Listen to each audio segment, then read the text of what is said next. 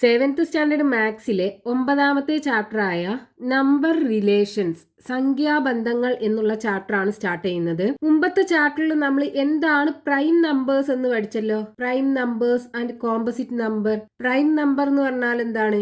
ഒരു നമ്പറിന് ഫാക്ടർ ആയിട്ട് ആ നമ്പറും ഒന്നും മാത്രമേ ഉള്ളൂ എങ്കിൽ, അതായത് ഒരു സംഖ്യയുടെ ഘടകം ഒന്നും ആ ഒരു സംഖ്യയും മാത്രമാണെന്നുണ്ടെങ്കിൽ ആ നമ്പറിനെ നമുക്ക് പ്രൈം നമ്പേഴ്സ് എന്ന് പറയാം. അതായത് ഇപ്പോൾ 2 എടുക്കുകയാണെന്നുണ്ടെങ്കിൽ 2ന്റെ ഫാക്ടേഴ്സ് 1ഉം 2ഉം മാത്രമേ ഉള്ളൂ. 3 എടുക്കുകയാണെന്നുണ്ടെങ്കിൽ 3ന്റെ ഫാക്ടേഴ്സ് 3ഉം 1ഉം മാത്രമേ ഉള്ളൂ. ഇനി അടുത്ത നമ്പർ 4 എടുക്കുകയാണെന്നുണ്ടെങ്കിൽ 4ന്റെ ഫാക്ടേഴ്സ് 1, 2, 4, 3 ഉണ്ട് അല്ലേ. അപ്പൊ 4 പറ്റൂല. പിന്നെ അടുത്ത പ്രൈം നമ്പർ 5. 5ന്റെ ഫാക്ടേഴ്സ് 5ഉം 1ഉം മാത്രമേ ഉള്ളൂ. 5 കഴിഞ്ഞാൽ 7, പിന്നെ 11, 13, 17, 19, 23 ഇങ്ങനെ പോകും പ്രൈം നമ്പേഴ്സ്. ഇതിൻ്റെയൊക്കെ ഫാക്ടേഴ്സ് ആ നമ്പറും ഒന്നും മാത്രമേ ഉണ്ടാവുള്ളൂ. ഈ നമ്പേഴ്സിനെയാണ് നമ്മൾ പ്രൈം നമ്പേഴ്സ് അല്ലെങ്കിൽ അഭാജ്യ സംഖ്യകൾ എന്ന് പറയും. അതല്ലാത്ത നമ്പേഴ്സ് ഉണ്ടല്ലോ, ഇപ്പൊ 4, 6, 8 അങ്ങനെ പോകുന്ന നമ്പേഴ്സ്, അതായത് ഇതിൽ പെടാത്ത നമ്പേഴ്സ് 4, 6, 8, 9, 10 ഇങ്ങനെ പോകുന്ന നമ്പേഴ്സ്, ഇതിനെ നമ്മൾ കോമ്പോസിറ്റ് നമ്പർ എന്ന് പറയും. കോമ്പോസിറ്റ് നമ്പേഴ്സ് അല്ലെങ്കിൽ ഭാജ്യസംഖ്യകൾ എന്ന് പറയും. അതായത് ഈ നമ്പേഴ്സിനൊക്കെ 2ൽ കൂടുതൽ ഫാക്ടേഴ്സ് ഉണ്ടാവും. ഈ നമ്പേഴ്സിനൊക്കെ ആണെന്നുണ്ടെങ്കിൽ ഒന്നും ആ നമ്പറും മാത്രമേ ഫാക്ടർ ആയിട്ട് ഉണ്ടാവുള്ളൂ. ഇനി നാച്ചുറൽ നമ്പർ സ്റ്റാർട്ട് ചെയ്യുന്നത് 1 എന്നല്ലേ. 1 ഒരു പ്രൈം നമ്പറോ കോമ്പോസിറ്റ് നമ്പറോ അല്ല, 2ലും പെടാത്ത നമ്പറാണ് 1. അപ്പൊ നമ്മൾ പറഞ്ഞു ഒരു പ്രൈം നമ്പർ എന്ന് പറഞ്ഞാൽ അതിന് 1ഉം ആ നമ്പറും മാത്രമേ ഫാക്ടർ ആയിട്ട് ഉണ്ടാവുള്ളൂ.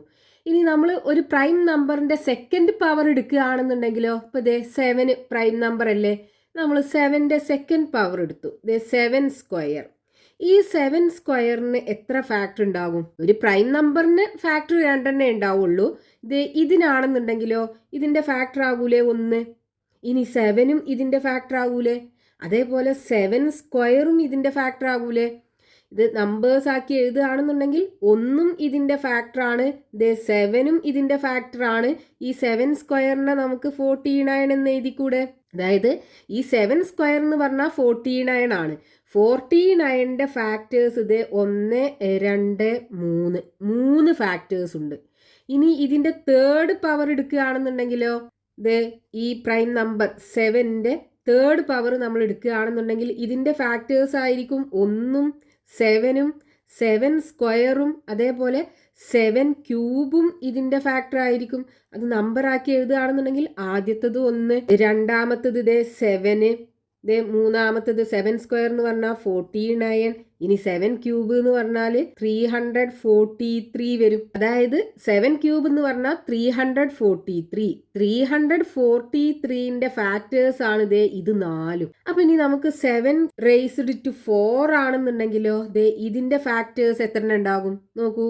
1 ഇതിന്റെ ഫാക്ടർ ആയിരിക്കും, 7ഉം ഇതിന്റെ ഫാക്ടർ ആയിരിക്കും, 7 സ്ക്വയറും ഇതിന്റെ ഫാക്ടർ ആയിരിക്കും, 7 ക്യൂബും ഇതിന്റെ ഫാക്ടർ ആയിരിക്കും, 7 റേസ്ഡ് ടു 4ഉം ഇതിന്റെ ഫാക്ടർ ആയിരിക്കും.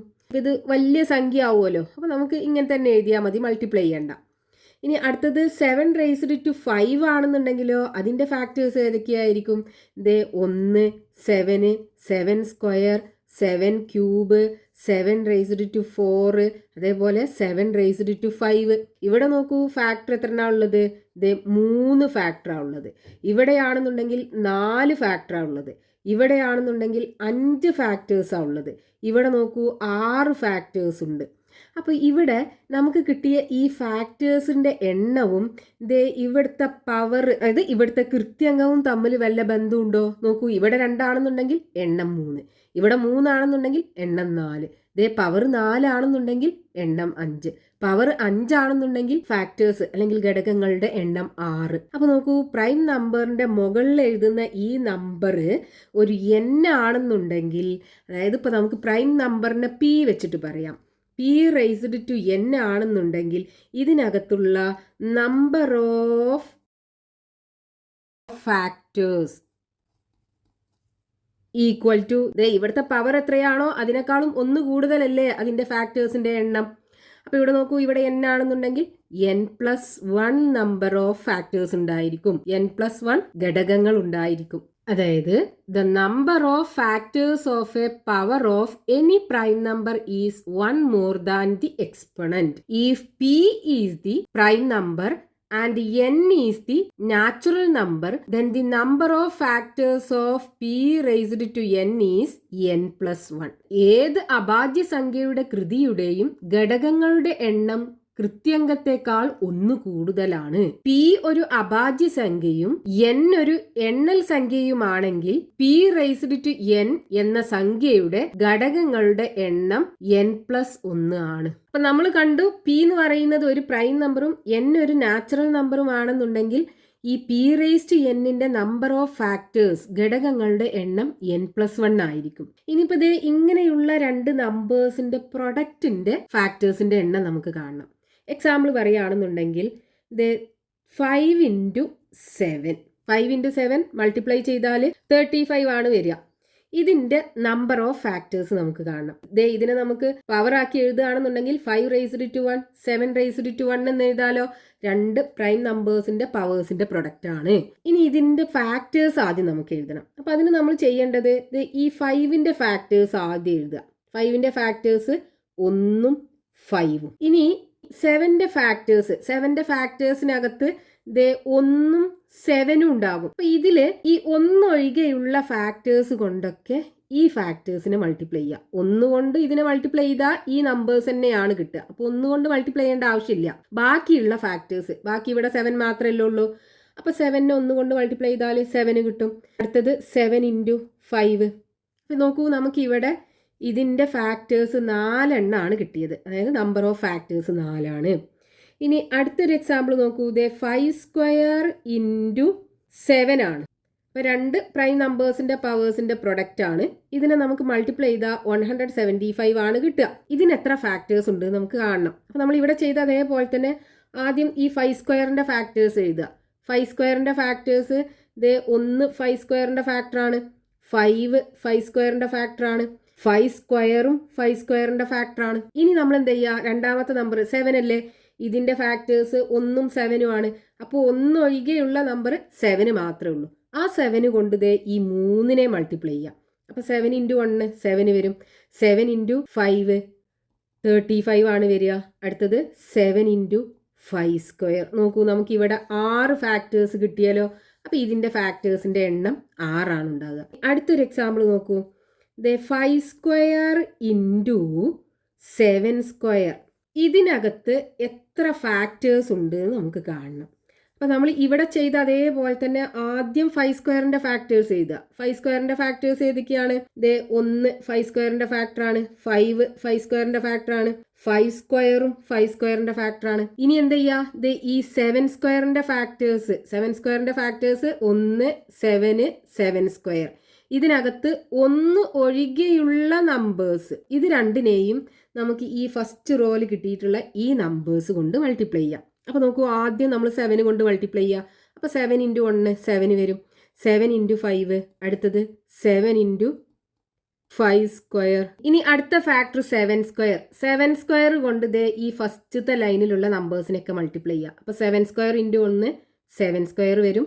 അടുത്തത് 7² × 5, അടുത്തത് 7² × 5². അപ്പോൾ ഇവിടെ നോക്കൂ, നമുക്ക് 9 ഫാക്ടേഴ്സ് കിട്ടിയാലോ. അപ്പോൾ ഇതിന്റെ ഫാക്ടേഴ്സിന്റെ എണ്ണം 9. ഇനി അടുത്തൊരു എക്സാമ്പിൾ കൂടെ നോക്കാം. 5³ × 7³. ഇതിന് എത്ര ഫാക്ടേഴ്സ് ഉണ്ട് എന്ന് കാണണം. അപ്പോൾ ഇതിന്റെ ഫാക്ടേഴ്സ് ഒക്കെ നമ്മൾ എഴുതുകയാണെന്നുണ്ടെങ്കിൽ നമ്മൾ എന്ത് ചെയ്യണം, ആദ്യം 5³ ഫാക്ടേഴ്സ് എഴുതണം. 5³ ഫാക്ടേഴ്സ് 1 5 5², 5³ 4 ഫാക്ടേഴ്സ് ഉണ്ട് 5³ ഇനി ഇതിനെന്ത് ചെയ്യുക, ഇതിന്റെ ഫാക്ടേഴ്സിൽ 1 ഒഴികെയുള്ള ഫാക്ടേഴ്സ് അതിനെ കൊണ്ടൊക്കെ ഈ ഫസ്റ്റത്തെ ലൈനിലുള്ള ഈ നമ്പേഴ്സിനെ മൾട്ടിപ്ലൈ ചെയ്യുക. അപ്പോൾ ആദ്യം 7 എടുക്കുക. 7 കൊണ്ട് 1നെ ഗുണിച്ചാൽ 7 കിട്ടും. ദെൻ 7 × 5, അടുത്തത് 7 × 5², അടുത്തത് 7 × 5³ ഇനി അടുത്തത് 7 സ്ക്വയർ അല്ലേ, അപ്പോൾ 7 സ്ക്വയർ കൊണ്ട് ഈ ഫസ്റ്റത്തെ ലൈനിലുള്ള നമ്പേഴ്സിനൊക്കെ മൾട്ടിപ്ലൈ ചെയ്യാം. അപ്പോൾ 1 ഇൻറ്റു 7 സ്ക്വയർ 7 സ്ക്വയർ വരും. ഇനി 7 സ്ക്വയർ ഇൻറ്റു 5, അടുത്തത് 7 സ്ക്വയർ ഇൻറ്റു 5 സ്ക്വയർ, അടുത്തത് 7 സ്ക്വയർ ഇൻറ്റു 5 ക്യൂബ്.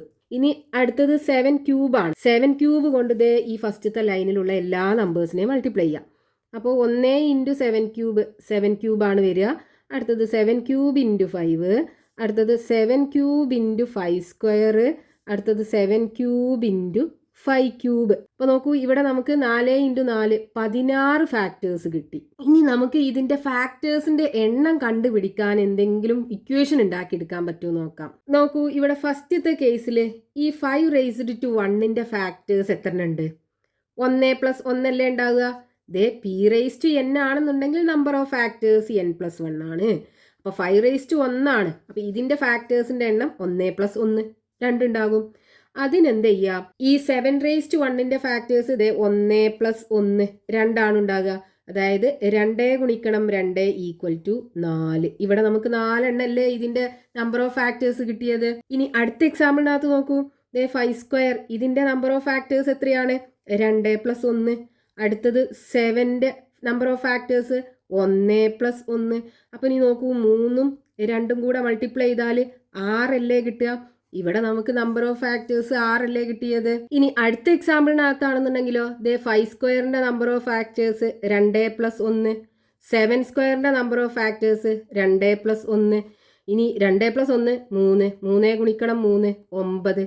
നോക്കൂ, ഇവിടെ നമുക്ക് നമ്പർ ഓഫ് ഫാക്ടേഴ്സ് 9 കിട്ടിയത്. ഇനി അടുത്ത എക്സാമ്പിളിനകത്ത് നോക്കൂ, ദേ 5 ക്യൂബിൻ്റെ നമ്പർ ഓഫ് ഫാക്ടേഴ്സ് 3 + 1 ഉണ്ടാകുക. അതേപോലെ 7 ക്യൂബിൻ്റെ നമ്പർ ഓഫ് ഫാക്ടേഴ്സ് 3 + 1 ഉണ്ടാകുക. ഇനി ഈ 3 + 1 എന്ന് പറഞ്ഞാൽ 4 അല്ലേ വരിക. 4 ഇൻറ്റു ഇവിടെ 4 വരിക. 4 × 4 = 16. ഇവിടെ നോക്കൂ, നമുക്ക് നമ്പർ ഓഫ് ഫാക്ടേഴ്സ് 16 കിട്ടിയത്. അപ്പോൾ ഇവിടുന്ന് നമുക്ക് ഒരു ജനറൽ ആൾജിബ്രായിക് ഇക്വേഷൻ ഉണ്ടാക്കിയെടുക്കാം നമ്പർ ഓഫ് ഫാക്ടേഴ്സ് കാണാനുള്ള. നമ്മൾ 2 പ്രൈം നമ്പേഴ്സിൻ്റെ പവേഴ്സിൻ്റെ പ്രൊഡക്റ്റ് അല്ലേ എടുത്തത്. അപ്പോൾ ഒരു പ്രൈം നമ്പർ പിയും അടുത്ത പ്രൈം നമ്പർ ക്യൂ ആക്കി എടുക്കുക. എന്നിട്ട് ഈ പിൻ്റെ പവർ എമ്മും ക്യൂവിൻ്റെ പവർ എന്നും ആണെന്നുണ്ടെങ്കിൽ P raised to M into Q raised to എന്നിൻ്റെ number of factors equal to ദേ ഇവിടുത്തെ പവർ എം അല്ലേ, m + 1 ഇൻറ്റു ഇവിടുത്തെ പവർ n ആണ്. അപ്പോൾ n + 1. ഇവിടുത്തെ പവർ എത്രയാണോ അതിലേക്ക് 1 കൂട്ടുക, ഇവിടുത്തെ പവർ എത്രയാണോ അതിലേക്ക് 1 കൂട്ടുക. എന്നിട്ട് രണ്ടും കൂടെ ഗുണിച്ച് കഴിഞ്ഞാൽ, രണ്ടും കൂടെ മൾട്ടിപ്ലൈ ചെയ്ത് കഴിഞ്ഞാൽ നമുക്ക് ഇതിൻ്റെ നമ്പർ ഓഫ് ഫാക്ടേഴ്സ് കിട്ടും. ഇവിടെ പിയും ക്യൂ എന്താണ്? പിയും ക്യൂവും പ്രൈം നമ്പേഴ്സ് ആണ്.